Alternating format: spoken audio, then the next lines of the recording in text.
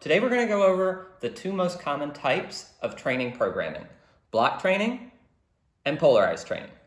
Both of these types of programming or training plan building are applicable to all endurance sports across all distances, and each has their own benefits and drawbacks. Block training is by far the most common type of training plan programming, and if you've ever bought an online plan or hired an online coach, there's a really good chance that you were doing block training. To put it simply, block training is just focusing on one or two zones and really overloading those for 2 to 3 weeks before you take a rest week. So let's touch on some of the benefits of block training. First, it's easier to see progress because in block training, you're often spending 2 or 3 weeks doing repeating workouts. So every Tuesday, you might be doing a very similar bike ride for 3 weeks, and you get to see the growth between the first time you did the workout and the third time you did the workout. And ideally, the workout has become a little bit more difficult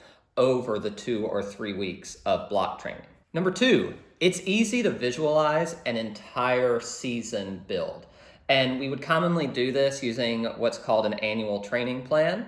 That's where you outline the year in different blocks with different goals. Now, it's important to understand that an annual training plan is never going to go perfectly. It's never going to go straight to plan, but you can get a good idea of how you need to or how you should lay out your training for an entire season. And with block training, it can be easier to avoid injuries if you're especially prone to those or you're an older athlete or a beginning athlete. Because in contrast to polarized training, block training will often focus on lower intensity zones, those right around threshold or even below threshold, which are much easier on the body and in tendons, ligaments, joints, etc. Now let's get into some of the drawbacks of block training. First up, block training really hinges on consistency. So you've got to be honest with yourself as an athlete, and as a coach, you've got to be honest with your athletes. If they can't be very consistent over a period of a few weeks to a few months, then you're going to find block training really lacking because you're not going to be able to overload these threshold or sub-threshold zones. So if you find yourself switching training plans or Googling new exciting ways to train every couple of weeks or every couple of months, then sticking to a block training plan may be really difficult for you because these are outlined in periods of 3 weeks to a month of doing basically the same thing or focusing on the same goal before moving on to a different goal. So the second drawback can also be viewed as a benefit of block training. When you're block training, it can be a little bit trickier to schedule races throughout the year that you can do really well at. And that's because when you're block training, you're focusing on one zone for a month, maybe even 2 months at a time. So you're really drilling that in. And if you try and go to a race that relies heavily on a different zone, although you may be fitter, especially if you don't race often or you haven't been racing for years, jumping into a race that's vastly different than the zone you've been training in can be a little bit of a shock. So when you're lining up your entire year via block training and you want to do really well at those smaller races, you want to line up the races with the block training.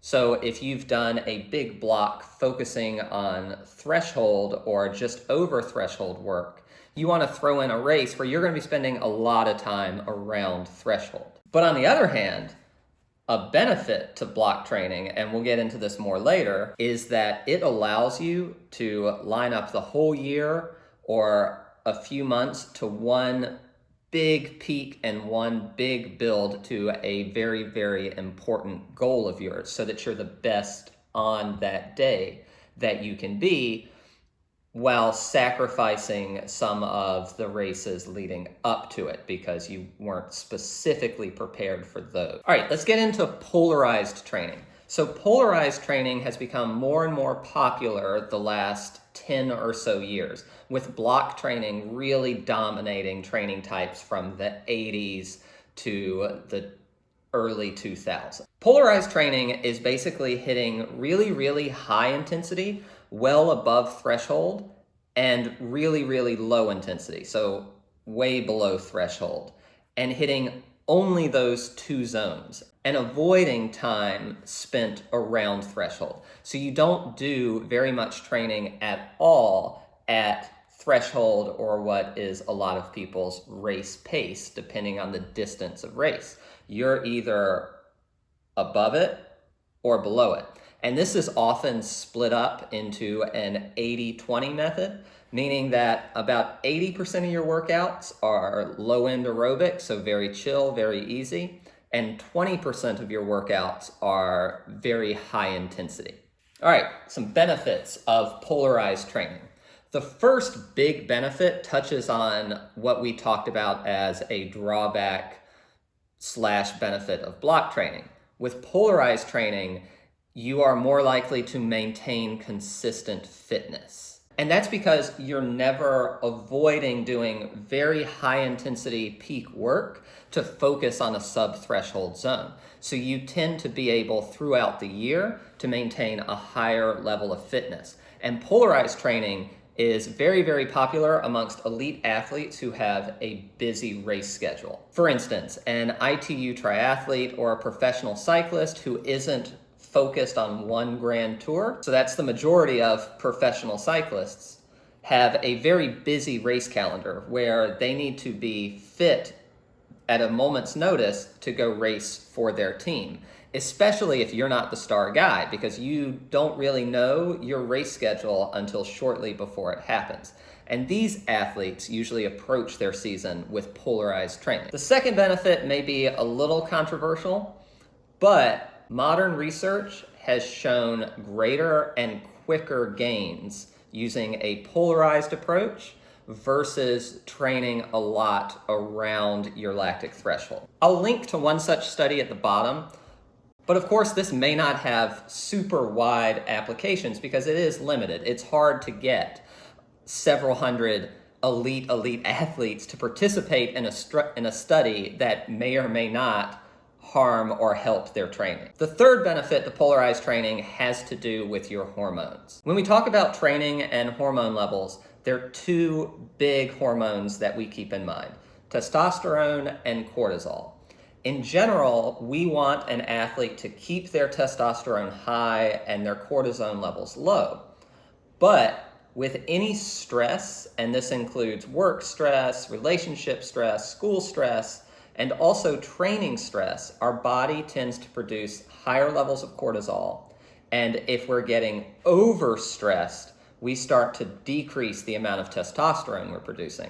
And this applies to men and women. And research has shown that a polarized training approach, where it's very high intensity, alternated with very, very easy workouts, does a better job at maintaining higher testosterone and lower cortisol than training programs where you spend a lot of time around threshold. Some drawbacks of polarized training. Number one, it's really hard. If you've never really done workouts consistently way above your lactic threshold, or with a heart rate that's 90-95% of max, you'll discover that those are very, very difficult. And being consistent with those is mentally difficult. Number two, injury risks. High intensity training is generally harder on the body and harder on the tendons, the ligaments, the joints, the muscles, all of that stuff. So if you're an athlete that's prone to injuries or older or new to the endurance sport world, you may find that you can't spend enough time in those high intensity zones consistently without overloading your body too much and getting little niggles or injuries that require you to take longer bits of time off. So which is best? Well, you knew this answer before you started watching the video. It's a mix of the two depending on your specific needs. I'll give you an example. If you have glaring weaknesses or you are much weaker at a certain zone than at another zone, you're probably going to get a really good bang for your buck by doing a block focusing on your specific weakness. And I'm not talking about if you're a triathlete who's a shitty swimmer, although it would help you to do blocks of swimming. I'm talking more about if you have a great 30-second power on the bike, but a really low FTP by comparison. You're probably going to benefit from spending some time at FTP in a training block. But my biggest consideration when outlining whether an athlete is going to be in a polarized training plan for a period of time or in a block training program is the duration of their event and their experience level doing those events. So if you're an ultramarathoner or an Ironman or doing events that are going to last you more than 4 hours, you really want to spend time leading up to that event in the zone you're going to be racing in, practicing, pacing, and nutrition. Because in the events that are 4 hours or longer, nutrition plays such an important role. And if you're not dialed in, specifically, if you're not dialed in to processing calories and understanding how much you can handle in given weather conditions at your race heart rate or at your race power, then you could really, really suffer on race day. Now, if you've done a dozen Ironmans or a dozen ultras and you're an elite athlete who has this plan dialed in, knows how to do it, it works consistently, then you may find that you would perform better at these ultra long distance events, just continuing to do polarized training right up until your taper. The last shots of this video are going to be examples of polarized training plans for triathlon and marathon running. Take a screenshot and you can go through it.